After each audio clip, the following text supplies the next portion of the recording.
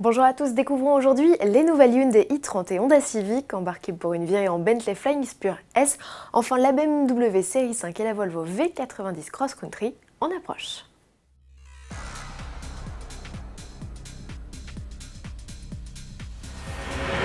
Dans moins d'un mois ouvrent les portes du mondial de l'automobile de Paris. Rentrée oblige, les nouveautés se bousculent au portillon. Du côté de chez Hyundai, l'actualité sera riche avec l'arrivée de la i10 restylée, de la Ioniq berline uniquement déclinée en version hybride ou électrique, et surtout de la nouvelle i30. Une troisième génération au design plus sage, plus lisse, trop peut-être, nombreux sont ceux à trouver que la compacte manque de personnalité. Dans sa transformation, elle a perdu une petite trentaine de kilos et gagné 4 cm en longueur.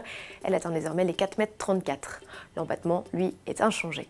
Le constructeur coréen annonce un habitacle plus spacieux. Le coffre gagne 17 litres et offre toujours un volume de chargement très correct pour la catégorie. Au volant, le conducteur découvre une planche de bord plus moderne et ergonomique. Les nouveaux équipements à la mode, type freinage automatique d'urgence, régulateur de vitesse intelligent ou assistant de maintien en file, feront partie de la dot. Sous le capot, l'offre se compose de 6 motorisations, dont un inédit bloc turbo-essence de 140 chevaux. Selon Hyundai, cette i30 sera plus économique et fun à conduire, à vérifier dès son lancement début 2017. Quant à la gamme, elle s'agrandira avec l'arrivée du break au second semestre et avec la sportive i30N dont on attend avec impatience des nouvelles. Un concept pourrait d'ailleurs être dévoilé au salon. Salon où Honda devrait attirer les foules avec sa NSX, mais la sportive hybride de 581 chevaux ne sera pas la seule vedette. À ses côtés, le constructeur japonais présentera la nouvelle Civic 5 portes dans sa version européenne. Une 10e génération déjà commercialisée aux États-Unis et que nous avions découvert un peu plus tôt dans l'année au Salon de Genève. Ce que l'on sait d'elle, c'est qu'elle s'allonge de 13 cm. L'arrivée en concession de la nouvelle Civic est prévue début 2017. Précisons qu'elle sera accompagnée de la version 4 portes, également lancée à l'occasion du salon. De son côté, Volvo devrait dévoiler sur le salon le V90 Cross Country, en d'autres termes son nouveau break en tenue de randonneur. Aucune photo, même teaser, le constructeur suédois a seulement lâché une vidéo mettant en scène les anciennes générations et notamment le V70 XC, premier de la bande, né en 1996.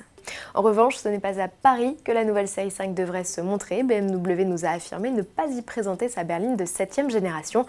Pourtant, elle ne fait pas dans la discrétion. Depuis plusieurs semaines, elle nous nargue par vidéo interposée.